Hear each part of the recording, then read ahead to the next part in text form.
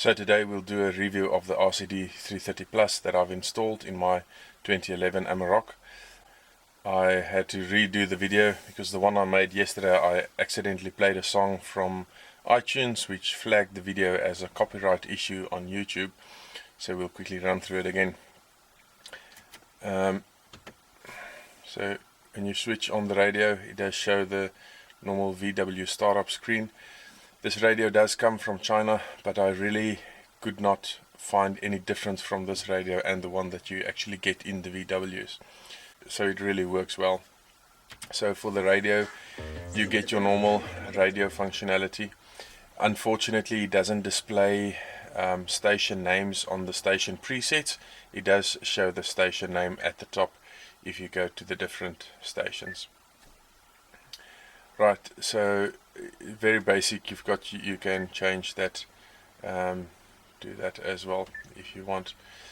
So you've got your station name, your band. You have some different setups here in the presets and so on, but basically it's much the same. The sound is the same as in the other setup, which I'll show you shortly. So that's the radio. The media does work really nice. Now it's currently linked to my phone, or it's supposed to. So I have the Bluetooth audio available. If I press in the SD card, then that also becomes available. So if you go in there, unfortunately I don't have a lot of music on it, but you can go to the selection and you'll get your folders, etc. So you can choose that, and then if you go out to that screen, then you get to this normal play screen.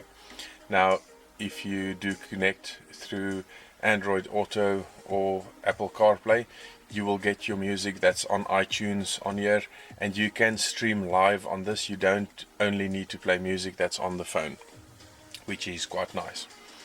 Right, so that's the media. Again, the setup is nothing too special for this, except you have the Bluetooth here as well, but everything that's covered in these separate setup menus are also covered in the main setup menu. If we go over to the phone functionality now, for this you need to switch the ignition on. So if I switch on the ignition, the phone will start up and will connect. You have your few favorites that you can select on your screen. I actually do prefer this phone interface above the one in Apple CarPlay or Android Auto. I don't know Android Auto too well, but at least the one in CarPlay, and the simple reason, when you search for a contact in this one, you can properly search. If you're busy driving now, okay, so there the contacts have just been imported. When you're busy driving, you can't look on the screen the whole time, so it is quite nice when you're able to type in, and as you type the letters it will remove the ones that's not an option anymore. So it really does make a big difference. Anyway, so that's the search functionality, which, as I said, I really like. Then you get your normal keypad, as well as your recent calls, etc. Now let's go to the App Connect, Apple CarPlay or Android Auto. Unfortunately, you need to connect it with a cable for this. It doesn't work over Bluetooth.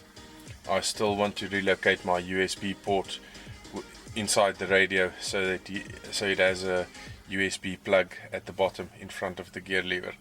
Now let me quickly stop this before I get another copyright infringement. You can continue there. You should just select the right one and you can continue playing that even though you're on Apple CarPlay. So if you go to the Apple CarPlay main screen, that gives you some of the apps.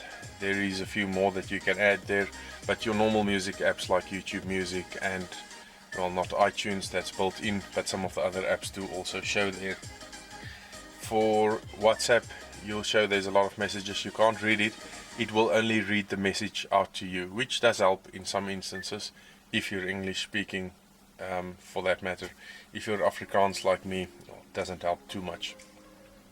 Then you've got Google Maps.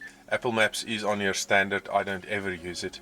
I only use Google Maps, and it is really nice, because you do get a lot better search functionality with Google Maps than what you get with your normal traditional GPS systems. So you can simply type in, well, anyone, let's type in KFC, and it will give me a list of KFCs close by. So you can then select that and it will show your route and you can go.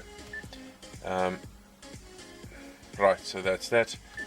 Just to quickly look at the phone, it does everything it needs to do, all your recents, your contacts, but in the contact section you need to ask Siri to look for a name. Searching with this nonsense is just a schlep, so it doesn't really work that well.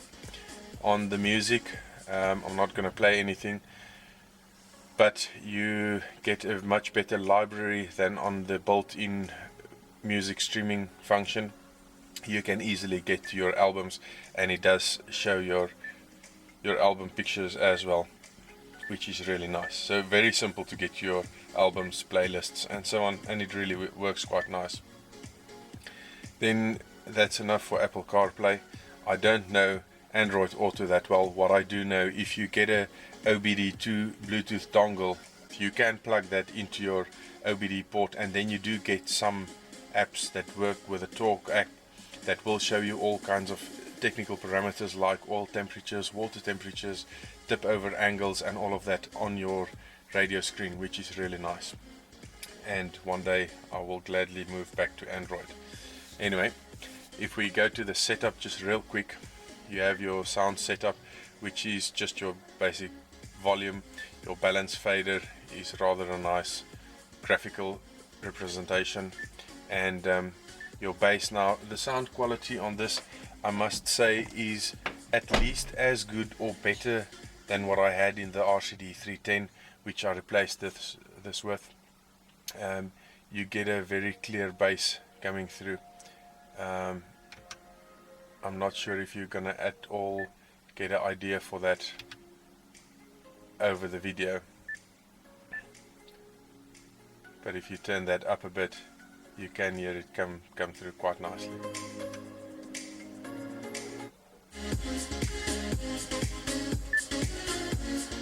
So that's, well, almost up halfway, but it is proper sound quality.